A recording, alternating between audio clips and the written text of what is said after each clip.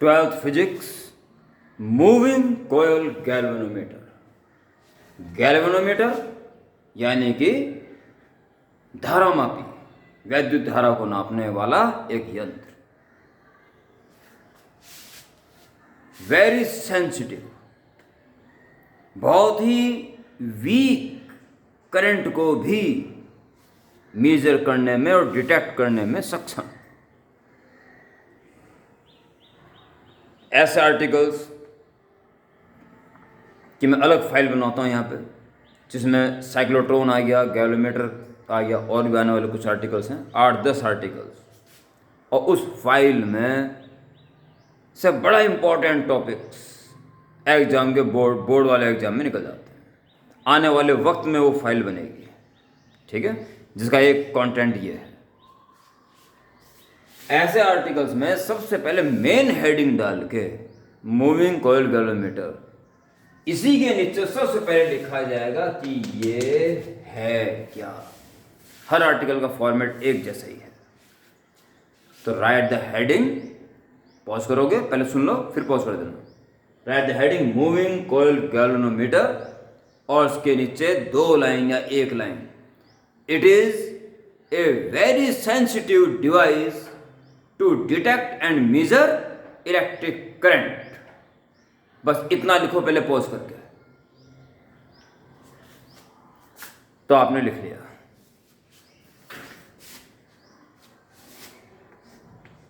Head डालेंगे principal, short heading principal. एक second, hello, अरे वो इनकमिंग मना कर रहा उसमें वो।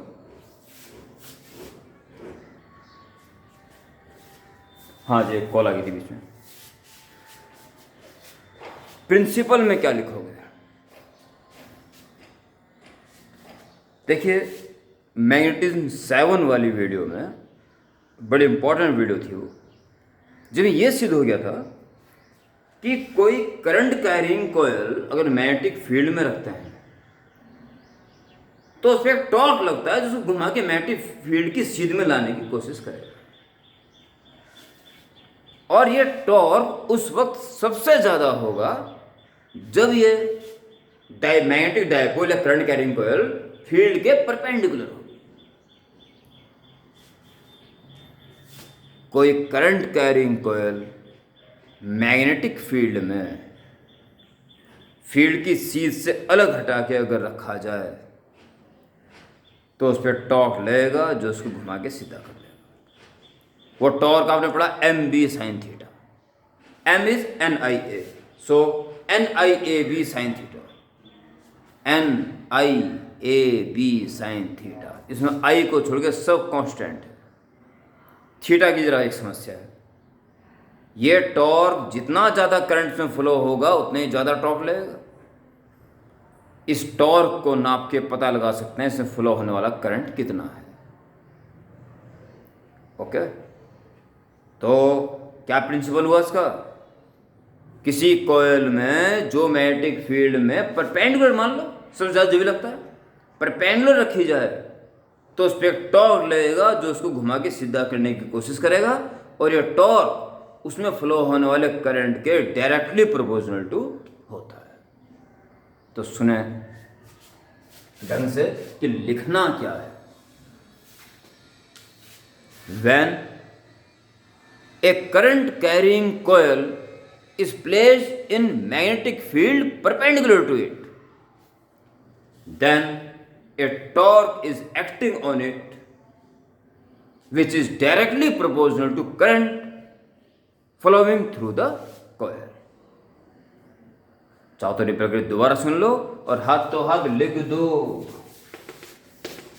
और तभी आगे बढ़े, अन्यथा आर्टिकल बहुत भारी पड़ जाएगा। इसलिए साथ साथ मेरे पैरेलल चलते रहो। प्रिंसिपल लिख लेने के बाद आगे की वीडियो देखें, फॉलो करते रहो जैसे जैसा मैं कह रहा है, जैसे जैसे मैं कह रहा हूँ बिल्कुल वैसे ही फॉलो करते रहो। आर्टिकल पता भी नहीं चला कब खत्म हो गया। और बेहतरीन आर्टिकल है, बड़ा इंपॉर्टेंट आर्टिकल है, बोर्ड में आने के लिए। उसके बाद कंस्ट्रक्शन,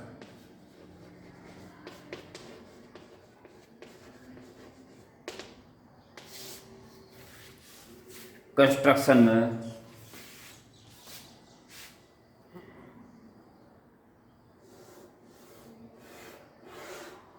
एक एल्युमिनियम फ्रेम क्यूबॉइड शेप का, उसका फ्रंट लुक दिखाई दे रहा है, क्रॉस सेक्शनल पार्ट, लंबाई नजर नहीं आ रही आपको, और उसके कॉपर वायर लपेट दो तो कॉपर वायर का भी फ्रंट लुक भी आपको नजर आएगा। This is the copper wire. इस कॉपर वायर में जो करंट फ्लो होगा तो ये मैग्नेटिक की तरह काम करेगा ये, और बीच में को सॉफ्ट आयरन रख दिया जाए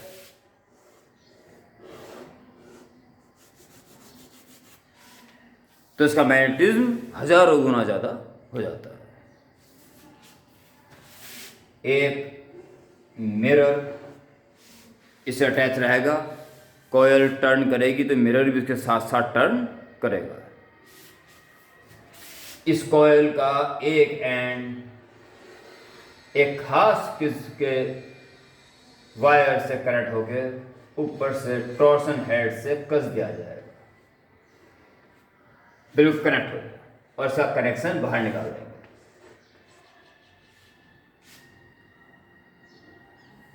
ये विशेष वायर है फॉस्फर ब्रोंज वायर। इसकी विशेषता है ये यूनिट रेडियन के ट्विस्ट होने पे जो टॉर्क लगाएगा वो काफी लंबे समय तक कांस्टेंट बना रहता है। रिस्टोरिंग टॉर्क पर रेडियन ट्विस्टिंग ये कांस्टेंट होता है, ये इसकी खूबी है। बाकी कंडक्टर वायर है, करंट पूरा फ्लो होगा इसमें। इस कॉयल का दूसरा एंड एक एंड ऊपर चला है, दूसरा एंड नीचे एक स्प्रिंग के सहारे और बाहर निकाल देंगे। T1 T2 जिस करंट को नापना है वो उसको इसमें जो लगा देंगे, इस करंट को नापा जाएगा। उससे क्या है कि इस कॉयल में करंट फ्लो होगा, और इस कॉयल को रख दो एक मैग्नेटिक फील्ड में। मैग्नेटिक फील्ड जरा यहाँ पे इंपॉर्टेंट है बहुत, इसलिए आपको विशेष ध्यान इस जगह पे देना पड़ेगा।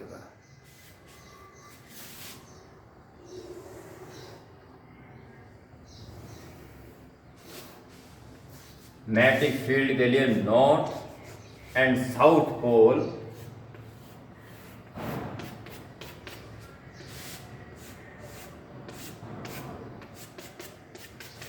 आमने सामने तो रखे ही जाएंगे इलेक्ट्रिक फील्ड एग्जिस्टेंस के लिए, मैग्नेटिक फील्ड सॉरी, परंतु ये फ्लैट नहीं होंगे, इनको कॉनकेव शेप दे दी जाएगी।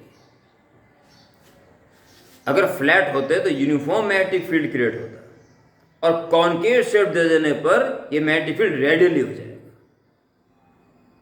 रेडियली होने से प्यारे बच्चों ये फायदा होगा कि मान लो ये हमारी कॉयल है और मैग्नेटिक फील्ड ऐसा आ रहा, और जब टर्न होगी वैसे करंट फ्लो होगा तो टर्न होकर सीधी हो जाएगी ना, फील्ड की सीधी में आ जाएगी। अगर नहीं आ रही है तो इस पर फोर्स लग रहा है MB sin 90 इस वक्त, और टर्न होने के बाद 90 डिस्टर्ब हो जाएगा। पर अगर रेडियल फील्ड है ऐसे तो अगर इसके परपेंडिकुलर है तो थोड़ी देर बाद उसके परपेंडिकुलर होगा, और 90 डिग्री लंबे टाइम तक मेंटेन रहेगा। कॉनकेव शेप प्रोवाइड करने से मैग्नेटिक फील्ड रेडियल फॉर्म में आ जाएगा, और रेडियल फॉर्म में आने से ये जो कॉयल टंगी हुई है बीच में ये हमेशा ही फील्ड के 90 डिग्री बनी रहेगी, टर्न होने के बावजूद भी। ये फायदा है रेडियल फील्ड का। ठीक है प्यारे बच्चों,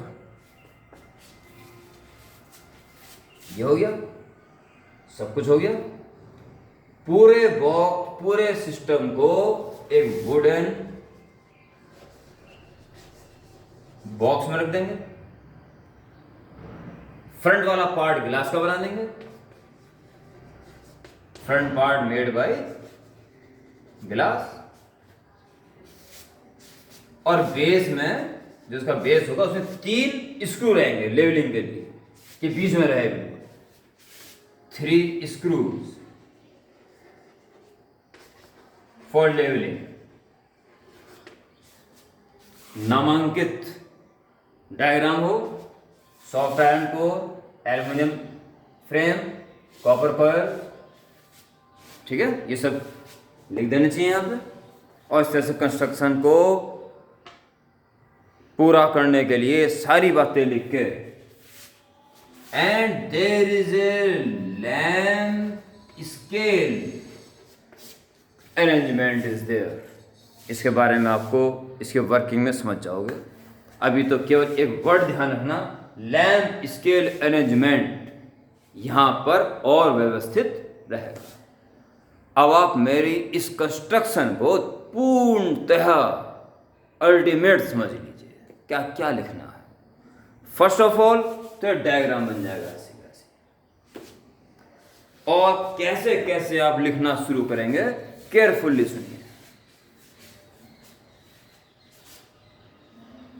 It consists of copper coil wounded on a aluminum frame inside which a soft iron core is placed. A mirror is attached with it. Upper end of coil is connected to phosphor bronze wire, which upper end is fixed with torsion head, which is connected to external screw T1. ऊपर काम हो गया, अब नीचे का बोल रहा हूँ। Lower end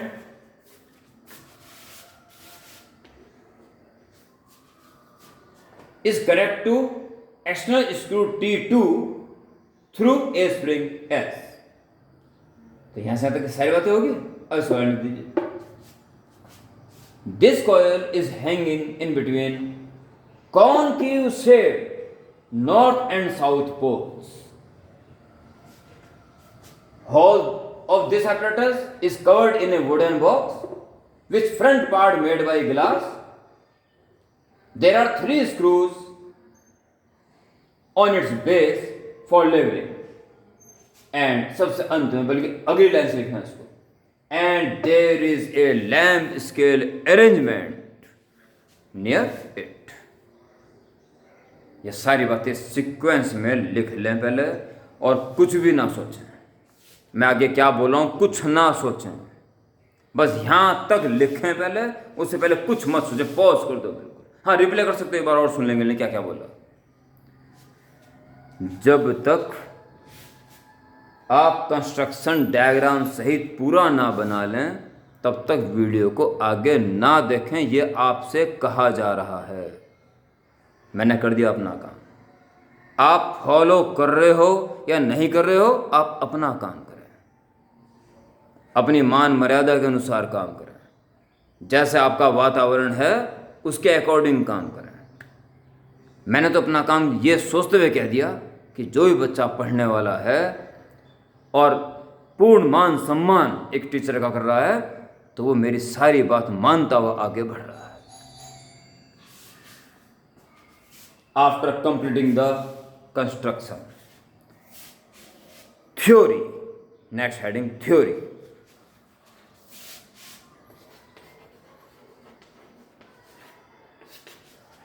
और थ्योरी के आगे आप एक डैश के लिख देना, necessity of radial field. Actually radial field के बारे में ही बताना, थ्योरी और आगे डैश करके necessity of radial field. Okay,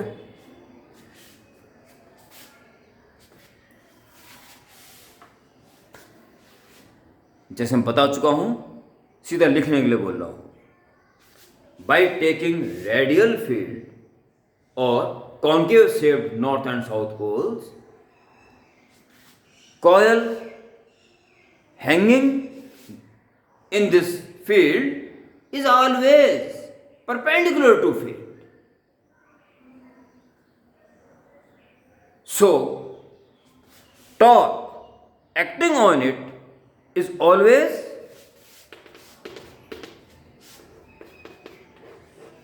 MB sin 90. 90 is always. Okay? अगर रेडियल फील्ड ना लेते तो शुरू तो 90 था वो, पर जरा सा टर्न करने के बाद ये 90 ना रहता, परंतु रेडियल फील्ड लेने पे अभी भी 90 ही है। यही रीजन है रेडियल फील्ड लेने का। 2 नंबर का वो ये भी आ जाता है, why in galvanometer field is taken radial form. तो आपको ये समझाना जो मैंने अभी बोला कि इससे कॉयल हमेशा फील्ड के परपेंडिकुलर ही मानी जाती है, टंगी रहती है। थोड़ा सा टर्न करने के बाद भी 90 डिग्री बना रहेगा ये एंगल।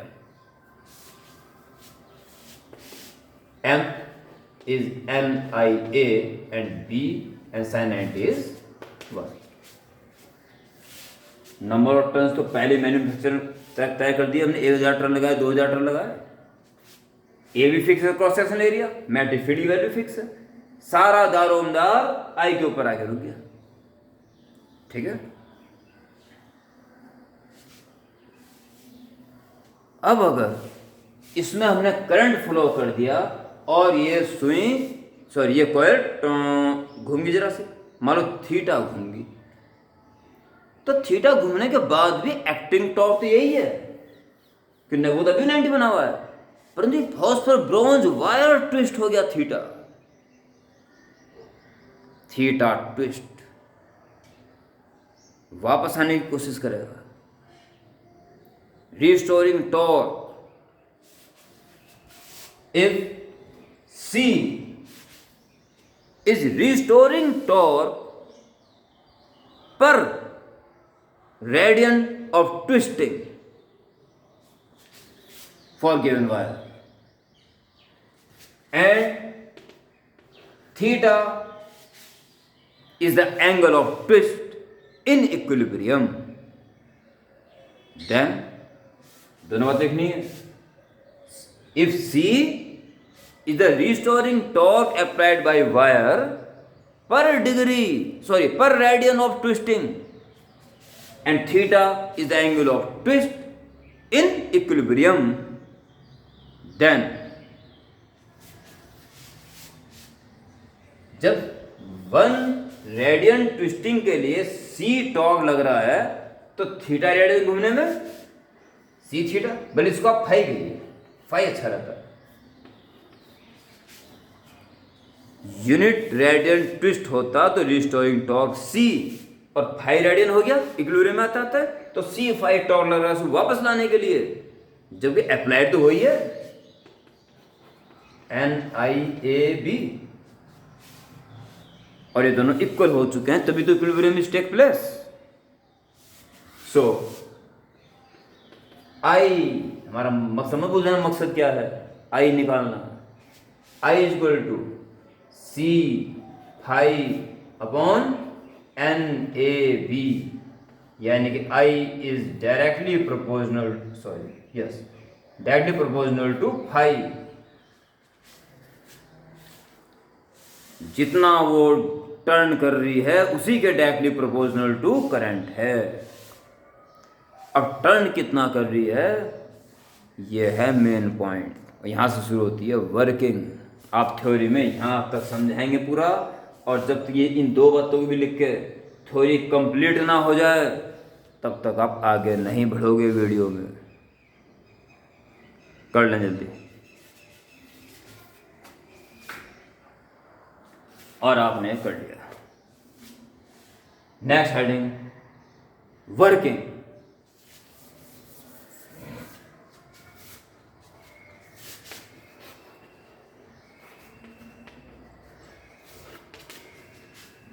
वर्किंग, मिरर का रोल अब तक नहीं आया था।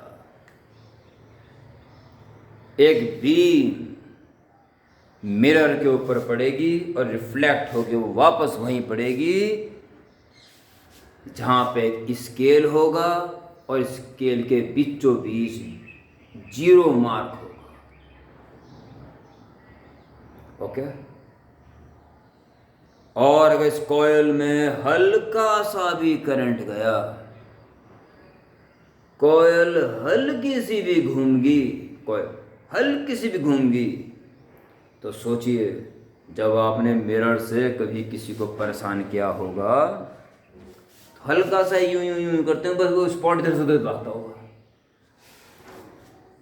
मिरर जरा सा भी चेंज जाएगा तो उसका रिफ्लेक्टिंग स्पॉट पता नहीं कहाँ भाग जाएगा। और वो तो चल रहा है स्केल पे, डायल पे, उस डायल को ही वहां मार्किंग रहेगी कितना चल लिया। देखिए ये रहा डायल या स्केल, ये इस लाइट गई और यहां पड़ी और रिफ्लेक्ट हो गई, यहां 0 पे आ गई, 0 पे करंट फ्लो कर दिया, ये टर्न होगी। जब ये मिरर था और ये इसका नॉर्मल था तो नॉर्मली आई, नॉर्मली चली गई, ये टर्न हो गया 5। अब इंसिडेंट रे 5 एंगल बनाते हुए आ रही है नॉर्मल से, तो 5 एंगल बनाते हुए जाएगी उधर, यानी इंसिडेंट और रिफ्लेक्टिंग के बीच में 5 + 5 2-5 एंगल हो गया। लिहाजा स्पॉट अच्छी खासी दूरी तय कर लेगा। करंट कम से कम और डिफ्रैक्शन ज्यादा से ज्यादा, और यही तो है सेंसिटिविटी कि कम से कम करंट को भी उसने खुल के बता दिया। वर्क में क्या लिखेंगे आप? A beam is incident on it's mirror and reflecting spot is falls on 0 on scale. If in equilibrium angle of turning, the angle of twisting is phi, then tan phi is equal to, सोचिए, ध्यान देना बहुत बढ़िया तरीके से। इस mirror से वो स्केल मान लो कैपिटल D डिस्टेंस पर है, ये रहा मिरर, कैपिटल D डिस्टेंस पर है स्केल, स्केल पे यहां पड़ रहा था स्पॉट 0 और अब उसने मूव कर दिया जूं, स्मॉल d मान लो, स्मॉल d, और आने वाली लाइट अब 5 + 5 2-5 एंगल बन गई है, ये लेटा हुआ ट्रायंगल बन गया। This is capital D, this is small d, जो स्पॉट मूव कर रहा है, and this angle is 2-5, tan 2-5 is perpendicular upon base, small d upon capital D। सोचना अपने आप बिल्कुल आसान है, जब सोचने के पीछे पड़ जाओगे ना तो ज़्यादा जरूरत नहीं पड़ेगी फिर दिमाग खराब करने की, क्योंकि बिल्कुल क्लीन डायग्राम बन रहा है। Small d upon capital D और फाइ के जाएगा 2π, tan 2π is perpendicular upon base, base fix है पहले से कैपिटल D, स्मॉल d का है, जितना ज्यादा करंट उतने ज्यादा स्मॉल d, ये कैपिटल है, ठीक है। कितना टर्न कर जाएगा ये, अगर इतना भी टर्न कर गया तो स्पॉट वहां भाग जाएगा, जितना बड़ा स्केल भी नहीं है, यानी थोड़ा ही टर्न होगा बस, और जो सेंसिटिव होगा तो बहुत ही कम रेंज भी होगी इसकी, यानी कि 2-5 कोई ज्यादा बड़ा एंगल नहीं होगा। tan 0 की वैल्यू 0 ही होती है और ये भी 0 के आसपास है, इसलिए इसकी वैल्यू लगभग 2π ही रहेगी, d/d, since 2π is small and measured in radian, so phi is d/2d, so phi is proportional to d, ये तो कांस्टेंट है। स्पॉट जितना आगे जाएगा सीधे सीधे वो करंट के प्रोपोर्शनल टू होगा। एक नॉन करंट में डिस्प्लेसमेंट अगर हमने नाप लिया और वो डिस्प्लेसमेंट अब डबल आ रहा है तो समझो करंट भी जो नाप लिया था उससे डबल है, अदरवाइज जो कांस्टेंट था वैसे भी मैन्युफैक्चर में निकल जाएगा। प्रोपोर्शनल टू किस चीज का आया था, वो n a phi, वो सब तो मैन्युफैक्चर में तय हो जाएगा, तो कांस्टेंट तो हमारे हाथ में है, बस यही चाहिए था हमें relation. So by this way current is measured by this device. यहाँ तक आपको लिखना है। इसके बाद यहाँ तक कंप्लीट कर लें इसको। इस बाद अगली वीडियो में जो आपको प्राप्त होगा वो होगा गैल्वेनोमीटर का परिवर्तन एमीटर में and voltmeter, conversion of galvanometer into ammeter and voltmeter. ये दोनों कन्वर्सन एक ही वीडियो में आएंगे, नेक्स्ट वीडियो में। ओके, उससे तैयार रहें। और इस वीडियो को देखने का मतलब ये होना चाहिए कि आपको मूविंग कॉइल गैल्वेनोमीटर का पूर्ण ज्ञान हो गया। Okay, bye.